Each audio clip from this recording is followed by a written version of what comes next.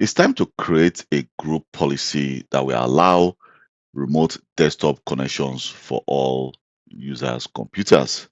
Users actually use remote desktop connection to connect to domain servers or even to connect to other client operating system. And also, you don't want to grant all users access to the remote desktop computers. You want to grant it to mostly your IT help desk users and of course your administrator. So if I go to my C001 device, which is a Windows client operating system, and I go to system and I go to remote desktop, you can see that the remote desktop is turned off. So what we want to do right now is to create a policy that allows remote desktop connection. So I'm going to go under my computers here. I want to create it for my computers. So I'm going to say, well, let me just create it for all my computers to allow remote desktop connection. Even if the remote desktop connection is turned on, but only specific users should be able to use it. So I'm going to create a GPU and call it enable remote desktop. Then if I right click, I will say edit. So right now I want to create a policy. It's going to be a computer configuration policy. So I'm going to go to policies. Under policies, I want to go to administrative template. Let me enlarge this. So under administrative template, I want to go to Windows component. And here I'm going to search for remote desktop connections. And here you can see we have the remote. Let me enlarge this as well. We have the remote desktop session host, and then we have connections. So I want to allow users to connect remotely to this device. I'm going to just put configured by Kelvin Johnson, and then you can actually read the information here and then click OK. Well, that is just one step. Also, sometimes firewall rules block remote desktop connections. So what we want to do is we want to make sure that the firewall rules, the specific port is actually allowed on your domain environment. So next, we're going to allow the Windows Firewall rules. So let me just go back again to Windows settings. Under Windows settings, I want to go to security settings.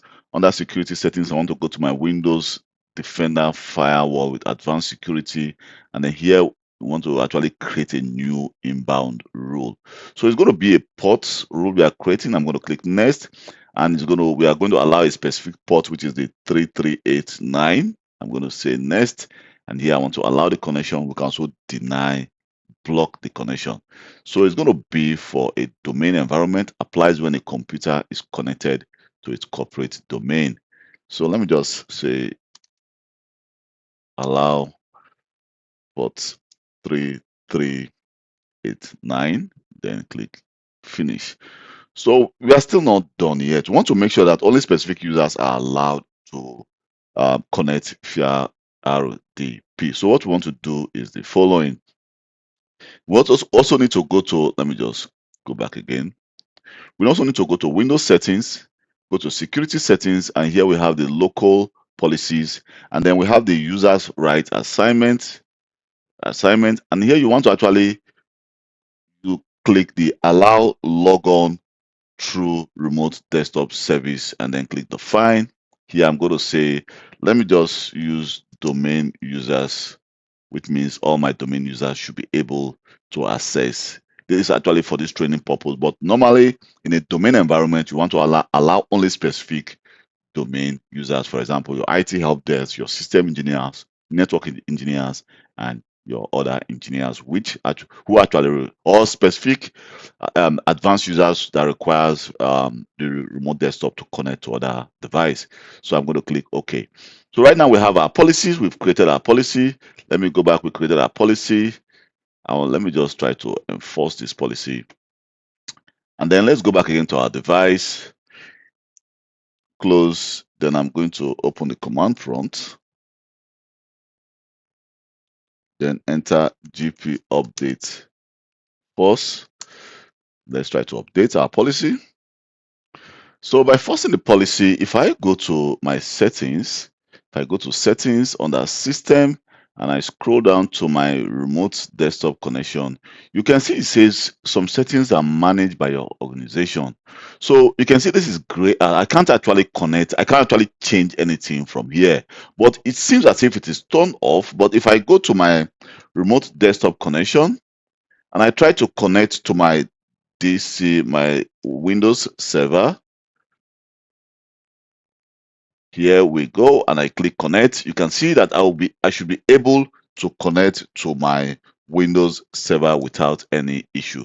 So which means that the policy is actually working and I'm able to connect to my Windows server without, here my Windows server is locked out, I'm locked out, and here I can actually connect to my Windows server without any issue. So let me just try to sign out. I'm just going to sign out from there so that I should gain access to my Windows 11 device again, and then I can be able to log on to my Windows server. So this is how you configure remote desktop connection the right way, using all the different policies to make sure that users are able to access the remote desktop connection without any issue. And they can't actually change it, off it, or on their own without the help of an administrator with a group policy changes.